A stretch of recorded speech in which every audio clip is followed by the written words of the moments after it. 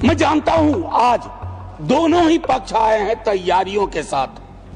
हम गर्दनों के साथ हैं, वो आरियों के साथ। और उस नागरिक का भी है जो हाशिए पे है, और उस नागरिक का भी है जिसने जानवरों को बंद करके एक प्राइवेट जू खोल लिया है। मेरे पार्टी के राष्ट्रीय अध्यक्ष एम्स में इलाजरत है, लेकिन वो गौर से देख रहे होंगे। कल उनके एक वीडियो को कट करके खूब चलाया गया कि सारे प्रयोग या सारा संयोग मुसलमानों को लेकर के होगा। हिंदू या मुसलमान के लिए के एहसासात को मत छेड़िए, अपनी कुर्सी के लिए इस जज्बात को मत छेड़िए। हम में कोई हुण, कोई शक, कोई मंगोल, पता करना बड़ा मुश्किल है कौन कहां से। हम में से कोई हुण, कोई शक, कोई मंगोल दफन है जो बात, अब उस बात को मत छेड़िए। सुकून भी है, अच्छे माहौल में बातचीत हो रही है, और आप वहां हैं तो आपके पास अग्निशामक यंत्र भी रहता है आग बुझाने के लिए। ये मैंने महसूस किया है। माननीय उपसभापति महोदय, इस विधेयक पर अपनी आपत्तियां और अपनी आलोचना माननीय मंत्री जी के समक्ष रखूंगा। बिल के मसौदे पे बिंदुवार आऊंगा, लेकिन उससे पहले मैं चंद बातें रखना चाहता हूं। वो ये है माननीय वाइस चेयरमैन साहब, क्योंकि किसी भी आर्टिकल को जब हम पढ़ते हैं संविधान की इस किताब में कि 14 क्या कहता है, 25 क्या कहता है, 26 क्या कहता है, उसकी इबारत पढ़ने से पूर्व कॉन्स्टिट्यूएंट असेंबली की डिबेट को देखना चाहिए कि उस आर्टिकल के बनने में किस तरह के विचार आए थे। संभवतः माननीय मंत्री जी अगर आर्टिकल 26 ए बी सी की पूरी प्रस्तावना को, उस डिबेट को पढ़ते तो शायद उनका काम एक नॉन स्टैट्यूटरी बॉडी से भी चल जाता, बशर्ते इसके कि इस तरह की चीजें लाएं। आज के आपके समक्ष जब बोल रहा हूं, मेरे पार्टी के राष्ट्रीय अध्यक्ष एम्स में इलाजरत है, लेकिन वो गौर से देख रहे होंगे।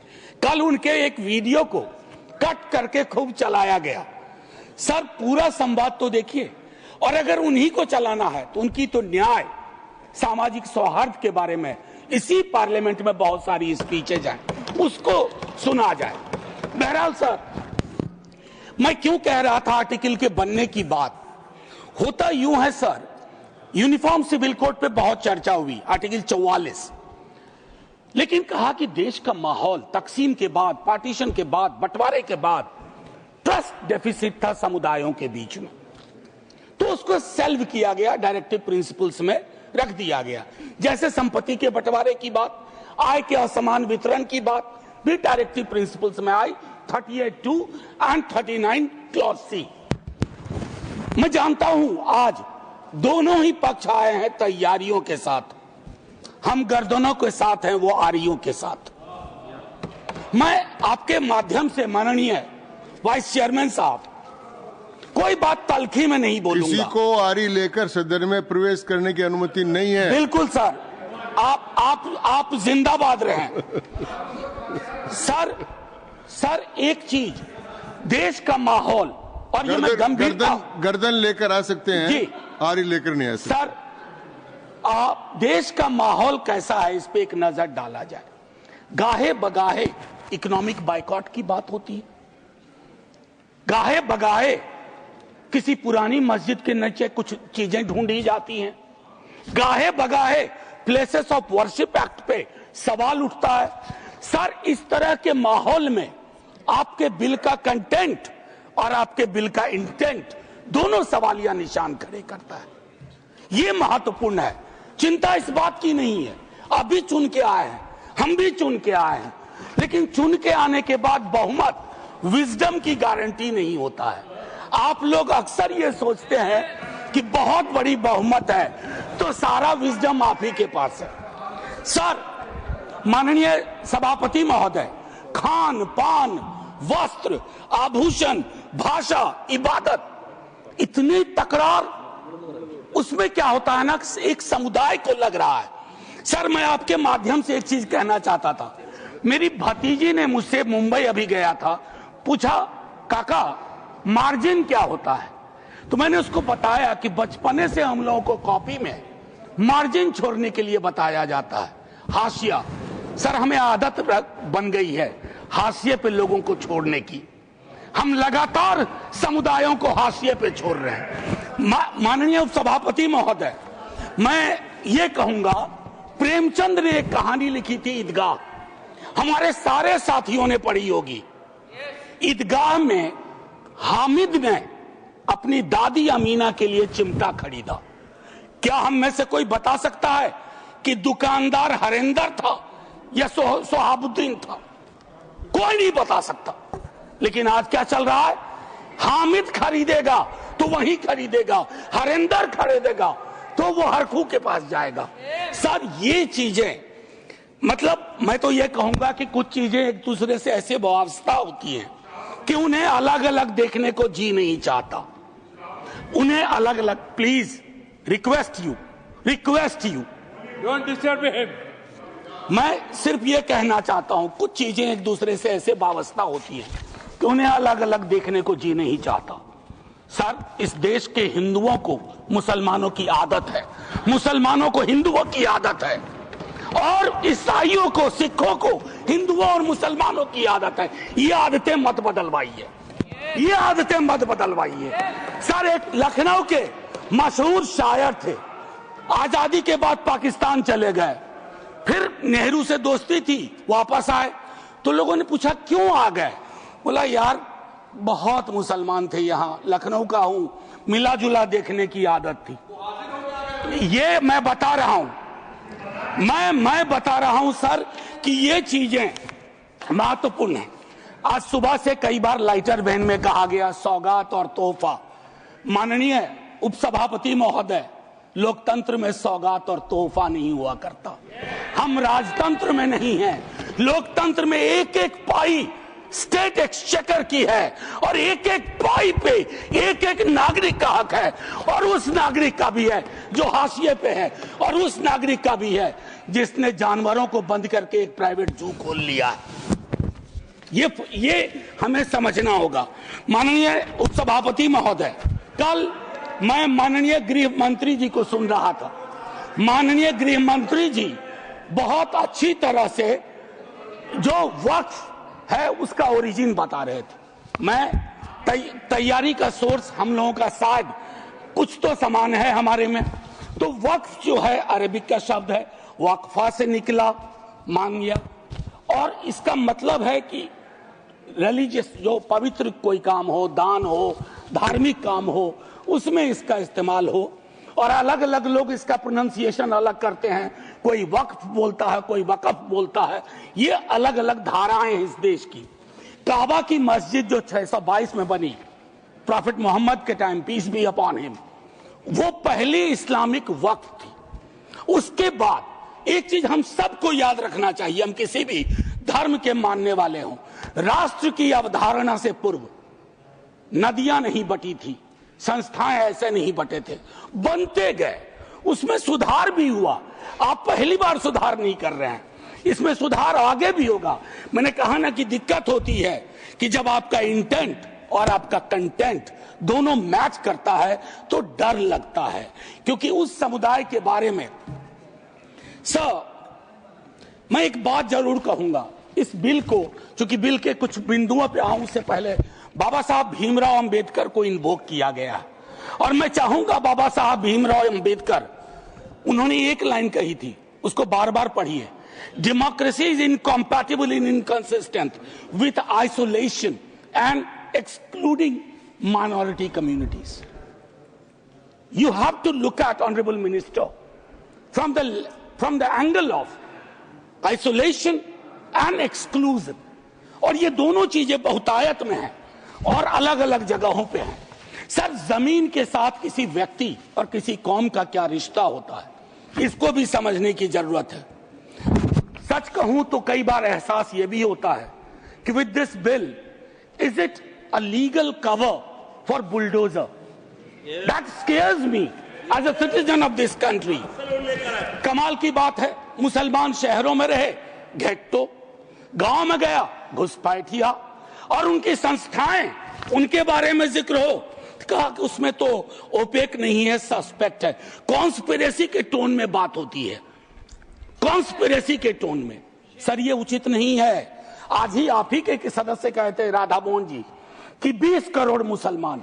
सर, अगर एक घर में एक सदस्य मुसलमान है, क्या आप उसको एलिनेट होने दीजिएगा या उसको जोड़ के रखिएगा? उसकी शिकायतों को और उनसे जो शिकायतें हैं वो कैसे दूर होंगी? बैठ करके दूर होंगी। किसी को डॉग विसिल पॉलिटिक्स का उपकरण बना करके अगर आप अलग करना चाहोगे तो वो उचित नहीं है। मैं माननीय उपसभापति महोदय, आपने कहा, मेरे कई सदस्यों ने कहा, नॉन मुस्लिम्स को मैं तो बड़ा तारीफ करूंगा, खड़ा हो जाऊंगा पक्ष में, अगर इतना सेक्युलर मिजाज इस देश का कर दीजिए कि हर धर्म के संस्थाओं में दूसरे धर्म के लोग हों। इस्लामिक कम्युनिटी में डालिए तो हिंदू में डालिए, सिखों में डालिए, क्रिश्चियंस में डालिए, तब न बात होगी। या सिर्फ तय कर लिया कि सारे प्रयोग या सारा संयोग मुसलमानों को लेकर के होगा? यह उचित नहीं है माननीय उपसभापति महोदय। इसमें क्या है, मैं दूसरी चीज कहूंगा कि संपत्ति वक्फ की है अतिक्रमण के पंजीकरण के संदर्भ में। मेरे संजय जी कह चुके हैं, आपकी खुद की एफिडेविट है कि कितना डिजिटलाइज हो गया है, कितना इंक्रोचमेंट हुआ। एक छोटी सी बात कहूंगा कि एक बहुत बेहतर चीज आपने कही थी और मैंने नोट किया था सर, एक कायदे से, सॉरी, नहीं ढूंढने में जो समय लगेगा, नहीं सर, नहीं मिल गया सर, वो एक्चुअली एक मिनट सुनो सही सर, सुनो, ढूंढने में जो समय लगेगा उतना अतिरिक्त समय आपको मिलेगा। Thank you, thank you sir.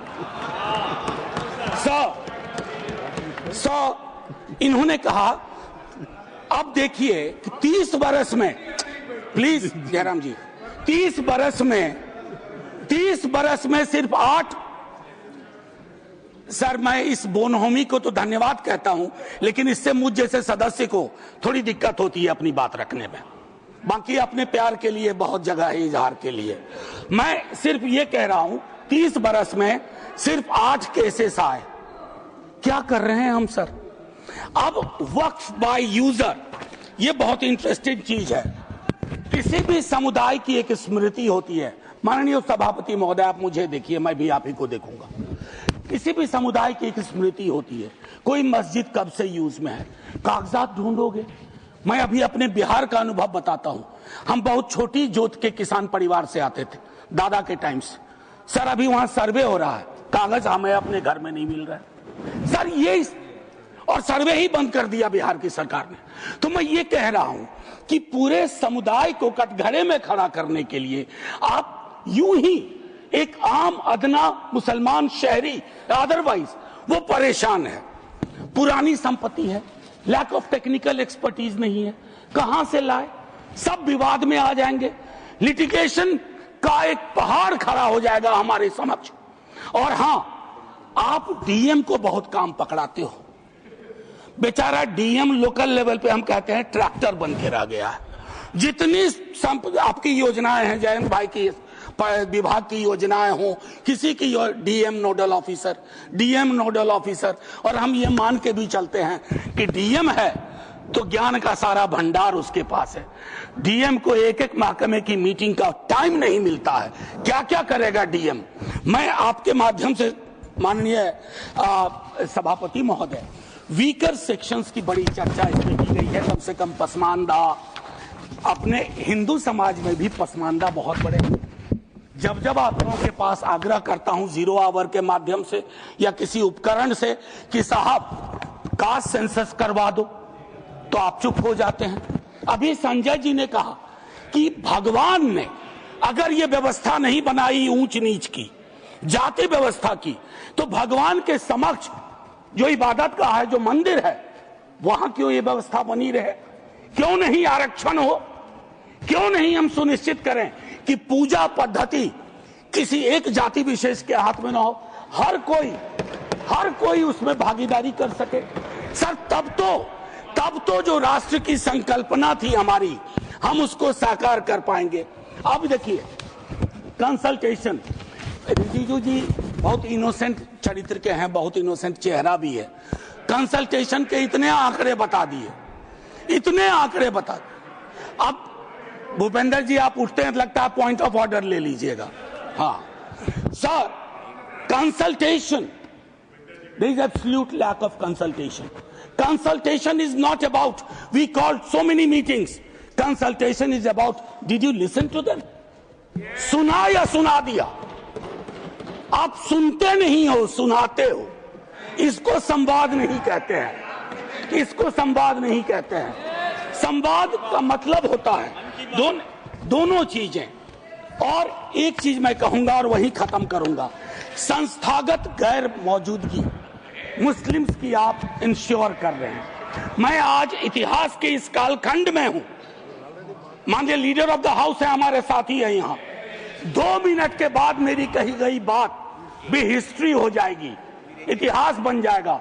लेकिन मैं आपसे आग्रह करता हूं मंत्री ji, don't hurry up, don't hurry up. इस देश के मुसलमान का इस मिट्टी पे कर्ज है और इस मिट्टी का मुसलमान पे कर्ज है।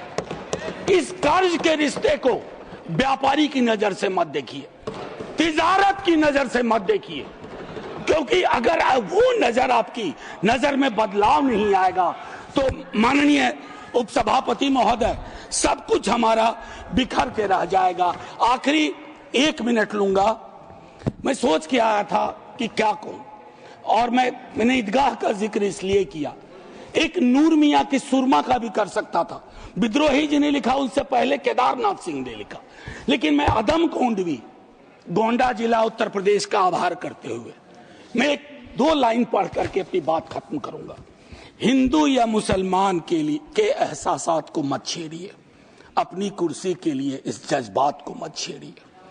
हम में कोई हुण, कोई शक, कोई मंगोल, पता करना बड़ा मुश्किल है कौन कहां से। हम में से कोई हुण, कोई शक, कोई मंगोल दफन है जो बात, अब उस बात को मत छेड़िए। गलतियां बाबर की थी, जुम्मन का घर फिर क्यों जले। ऐसे नाजुक वक्त में हालात को मत छेड़िए। है कहां हिटलर, हलाकू जार या चंगेज खां, मिट गए सब, कौम की औकात को मत छेड़िए। छेड़िए एक जंग, छेड़िए एक जंग मिलजुल कर गरीबी के खिलाफ।